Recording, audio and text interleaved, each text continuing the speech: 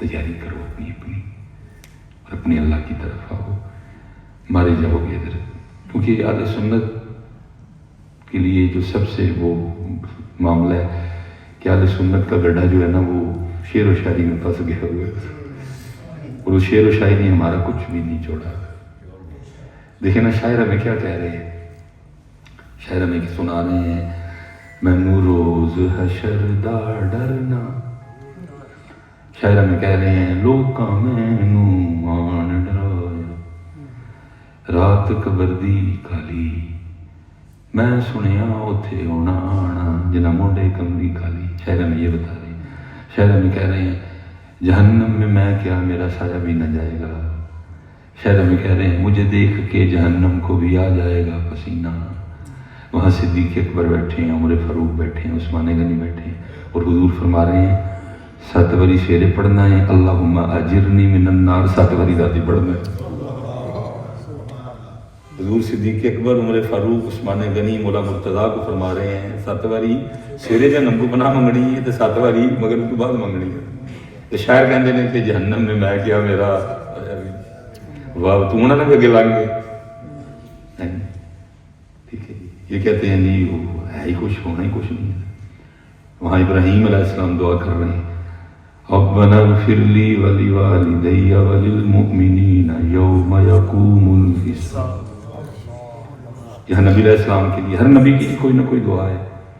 نبی علیہ السلام کے لیے دعا کیا آئی ربنا آتنا فی الدنیا حسنہ وفی الآخرۃ حسنہ وقنا عذاب النار. ایک ہی کہنے نے میں روز شردا ڈری. تو اہل سنت کا گڈھا شعر و شاعری میں پھنس گیا ہے. میں آگے بھی جب مغرب پڑھی تو وہ تراویح کی جو دعا ہے اس میں بھی اللہم اجرنا من النار ہے. تو پھر میں نے وہ حدیث یاد آ گئی کہ شاعر کیا کہہ رہے ہیں، اور نبی علیہ السلام فرمایا 7 باری ابو بکر، عمر، عثمان سویرے پناہ منگنی ہے تو 7 باری مغرب تو بعد منگنی. کیڑے پاسے پا گئے، کیڑے پاسے ایسی پا گئے.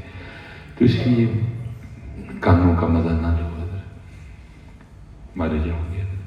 بہت دھوکھا پڑنا ہے یہ، کیونکہ حضرت ہم دنیا دار ہیں، اس لیے اب نہ ہمیں ایسے خواب آتے ہیں نہ ہمیں ایسی آوازیں آتی ہیں.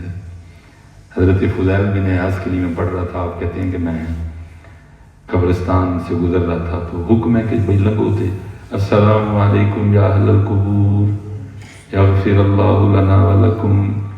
کہتے میں نے سلام کہا قبرستان والوں کو، اور میں تھوڑی دیر کے لیے عبرت حاصل کرنے کے لیے کھڑا ہو گیا. سناٹا، قبرستان کو شہر خاموشہ بھی کہتے ہیں. تو کہتے میں نے کہا کیسا شہر ہے اور کیا مزے سے سوئے پڑے ہیں، کوئی ٹینشن نہیں، کوئی فکر نہیں. تو فرماتے ہیں کہ میرے اللہ نے مجھ پر رحمت ایسے کی کہ حکم الہی سے قبر سے آواز آئی فضیل تم کیا کہہ رہے ہو کہ ہم آرام سے سوئے پڑے ہیں؟ ہم تو نہیں آرام سے سوئے ہوئے کوئی.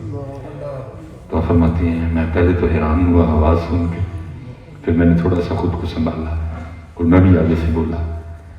میں نے کہا قبر والو اگر سوئے نہیں تو پھر کیا کر رہے؟ تو فرماتے پھر قبر سے آواز آئی فضیل وہ جو دنیا میں سوئے رہے ہیں وہ اس کی سزائیں بھگت رہے ہیں. یہ شاعروں کی باتیں جی. تیری لوکاں میں نوان ڈرایا تے رات قبر دی کھالی میں سنیا اتھے ہونا آنا. نبی علیہ السلام ایسا کچھ نہیں تھا کہ تو جو مرضی کہیں میں تینوں آ کے چڑھا ہوا. حضور نے فرمایا جیسے ہی بے نماز کو قبر میں رکھا جائے گا اس کو 17 عذابوں کا سامنا کرنا چاہیے. یہ شاعروں کی باتیں ہیں.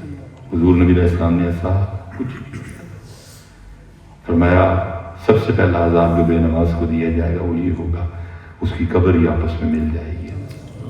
حضور نے ایسا کچھ بھی نہیں کہا کہ تو جو مرضی کری، تو نماز بھی نہ پڑھی، تو لال رام کا کوئی خیال نہ رکھی، تو میں بدنوں آ کے چڑھا. ایسا حضور نے کچھ نہیں کہا. اے کیا کو تھوڑی جی ہمت تو بھی کری تو باقی جو کو کسر رہ جائے گی تو اسی کرم کریں گے.